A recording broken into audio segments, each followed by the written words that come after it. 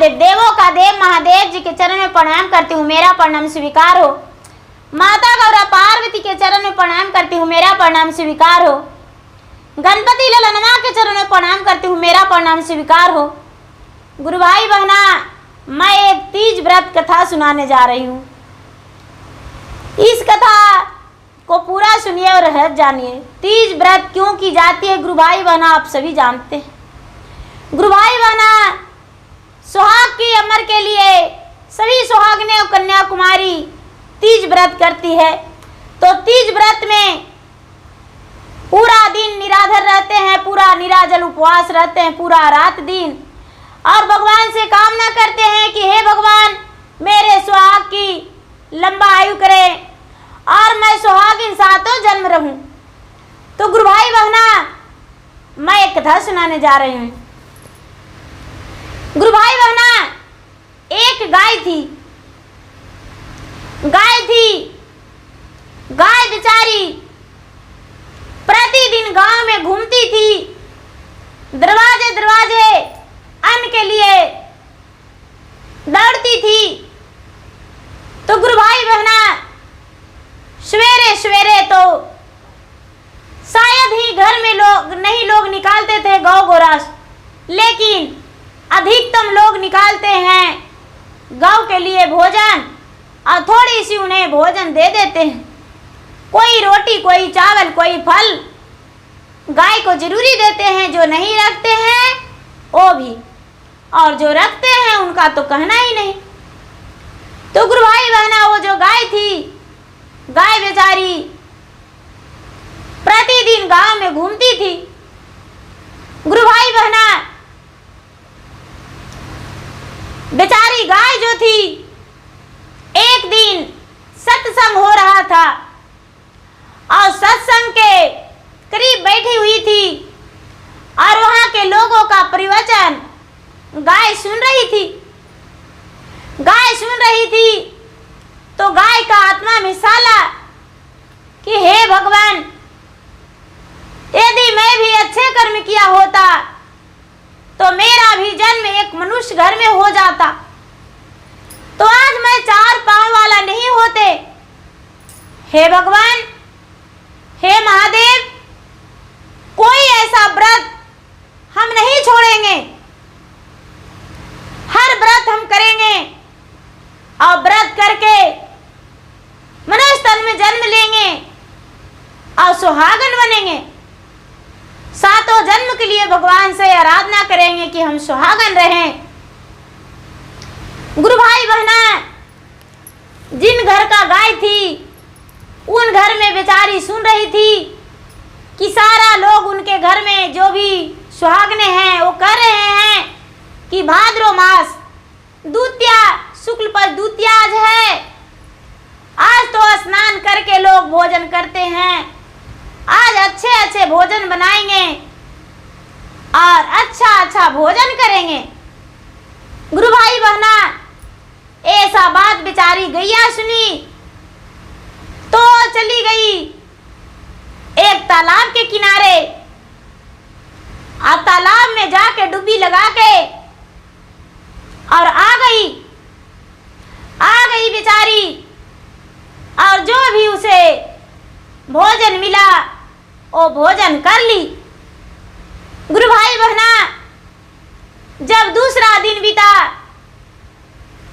भाद्रो मास तृतीया के दिन, शुक्ल पक्ष तृतीया के दिन, बेचारी गैया सोची कि आज तो मुझे निराजल रहना है। गुरु भाई बहना, तो लोग कहेंगे कि तो क्या गैया भी सुहागन रहना चाहती थी? तो हाँ गुरु भाई बहना, गैया भी अपने अगला जन्म लेने के लिए मनुष्य तन में वो हर व्रत करती थी। अब तीज व्रत भी सुहागन रहने के लिए ही कर रही थी कि हे भगवान, मैं ऐसा करूं कि जिसमें मेरा मनुष्य तन में जन्म हो और अपने पति के साथ उम्र भर बिताऊं, संग साथ रहूं, मेरा अर्थी पति के कांधे से जाए। बेचारी गैया मना रही थी, तो पूरा दिन उपास रही बेचारी गैया, लेकिन सोची कि यदि घर में रहेंगे मारेंगे, वैद्य जी के बुला के दवा खिला देंगे। मैं तो बेजुबान हूं, मैं तो किसी से बता भी नहीं सकता कि हाँ मैं व्रत में हूं। गुरु भाई बहना, जो बेचारी गैया थी, गैया एक नदी के तट पे चली गई, नदी के अरार पे चुपचाप देखती रही कि गंगा का धारा लहरा कैसे बहता है। गुरु भाई बहना, गंगा का लहरा धारा देखते देखते उसे पता ही नहीं चला कि कब सुबह कब शाम हो गया, कब सवेरा हो गया। पूरा दिन उसका, तीज का दिन उसका बीत गया। बेचारी हाथ जोड़ के भगवान से विनती कर रही थी कि हे भगवान, मैं तो 4 पांव वाला हूं, आपका अपने हाथों से पूजा पाठ भी नहीं कर सकते हैं, लेकिन हे भगवान, मेरा पूजा मेरा मन में ही चल रहा है, मेरा पूजा स्वीकार कर लें। गुरु भाई बहना, उसका पूजा भगवान भोलेनाथ स्वीकार कर लिए। जब प्रातः काल हुआ तो सबके देखी कि नदी में ला रहे हैं भगवान भोलेनाथ के प्रतिमा जो बनाकर तीज व्रत में पूजा करते हैं, तो सभी लोग ला रहे हैं। गुरु भाई बहना, बेचारी नदी में हेल गई स्नान करने के लिए, और स्नान करके सोची कि क्यों ना इसमें हम थोड़ा सा जल पी ले। यदि घर जाएंगे तो मुझे जूठा जल मिल जाएगा, ये तो जल मेरा जो है शुद्ध जल है, तो ये जल पी लेंगे तो मेरा व्रत टूट जाएगा। गुरु भाई बहना, बेचारी 24 घंटा के भूखा उपासा गैया जब पानी पीने को लिए गंगा में अपना मुंह लगाई तो गंगा वहां खड़ी हो गई और कहने लगे, अरे गाय, हे गौ माता, मैं आपके सामने हाथ जोड़ती हूं, मेरा गंगा जल को जूठा नहीं करें और मेरे गंगा से आप ऊपर चढ़ जाएं। गुरु भाई बहना, बेचारी गाय बोली, हे गंगा माता, ये तो गंगा सबका पवित्र करता है, आखिर आप मुझे मना क्यों कर रहे हैं? मैं तो अपना व्रत तोड़ना चाहती हूं और मैं तो भोलेनाथ के ध्यान में थे, मैं बहुत जोर से भूखा प्यासा हूं और आज मैं जूठा भोजन पहले नहीं खाना चाहता हूं, इसलिए मैं पानी पी के व्रत तोड़ना चाहता हूं। गुरु भाई बहना, ऐसा बात जब गंगा माता सुने तो कहने लगे, अरे मैं कुछ नहीं जानता, मेरा जो जल है भगवान का भोग लगता है, भगवान का चरण धोवाता है, क्या तुम्हारा जूठा? नहीं नहीं, चली जाओ। गुरु भाई बहना कहती है, तो मैं अपना व्रत कैसे तोड़े? गंगा माता बोले, जा जा, भोलेनाथ से दर्शन करके उसके बाद भोलेनाथ से पूछना कि हम अपना व्रत कैसे तोड़ें। गुरु भाई बहना, बेचारी गैया चल दी कैलाश पर्वत पे, धीरे धीरे भूखे प्यासी भगवान के ध्यान लगाए और गैया कैलाश पर्वत पे पहुंच गई। भोलेनाथ गैया को देखकर बोले कि अरे तू यहाँ पर्वत पे आई हो? कहती कि महाराज, आप नहीं जानते, मैंने अगले जन्म जो लेंगे उस जन्म के लिए हम सोच रहे हैं कि मेरा मनुष्य तन में जन्म हो और मैं भी सारा व्रत करूं और अपना जीवन ऐसा बिताऊं खुशहाली कि जो मेरा पल पल भी पता नहीं चले और अपने पति के साथ बिताना चाहती हूं। हे प्रभु, मैंने तो उपासा निराजल व्रत किए थे, तीज व्रत, और गंगा माता ने मुझे जल पीने से रोक दिए। आखिर क्यों? उसी गंगा में मृतक भी बहता है, पापी और पुण्य का सबका धुलता है पाप। मुझे क्यों रोका गया? गुरु भाई बहना, शंकर भगवान बोले, हे गौ, चिंता मत करो, इस अपमान का बदला तुम्हारे सामने हम गंगा को से ले लेंगे, चिंता मत करो। बोले ठीक है। गुरु भाई बहना, भोलेनाथ ने उसे प्यार से भोजन कराए गैया को, और भोजन करा के और जगह दे दिए कि तुम इस जगह पे बैठ जा। पूरी रात पूरी दिन गाय बिता दी। गुरु भाई बहना, गाय ने पूरा रात दिन में बहुत सारा गोबर दे दी, और शंकर भगवान गाय को वही जगह दे दिए कि तू रहो, और 11वां दिन के बाद तुम जाना मेरे घर से, मेरा कैलाश पर्वत से। गुरु भाई बहना, जो गैया गोबर देती थी, गैया के गोबर से कैलाश पर्वत पे गौरी माता नीपने लगे। भोलेनाथ बोले कि हे गौरी, हे देवी, इसी गोबर से आप पूरा कैलाश पर्वत के स्थान के लिप दो, जितना दूर हम रहते हैं उतना दूर। अब एक प्रतिष्ठा यज्ञ कराएंगे जिसमें सबको बुलाएंगे। गुरु भाई बहना, लिप पोत के गौरी माता तैयार कर दिए और एक का वहां शुरू कर दिए। भोलेनाथ सबको निमंत्रण दिए, सबको बुलाए, लेकिन अपने गंगा को नहीं निमंत्रण दिए। गंगा वहां नहीं गए। गंगा को निमंत्रण जब नहीं दिए तो नारद देखते हैं कि अरे, यहाँ तो सभी देवगणों आए हैं निमंत्रण में, पर जो भला भोलेनाथ के जटा में रहने वाली है वो कहाँ गई? उनका तो आसन कहीं दिख ही नहीं रहा है। अब क्या किए नारद मुनि? चल दिए गंगा के पास और कहने लगे कि बड़े उदास बैठी हो गंगा। गंगा बोली, तो मैं क्या करूं नारद? अरे शिव जी तो बहुत बड़ा यज्ञ कर रहे हैं, तुम तो चुपचाप बैठी हो। गंगा बोली, तो मैं क्या करूं?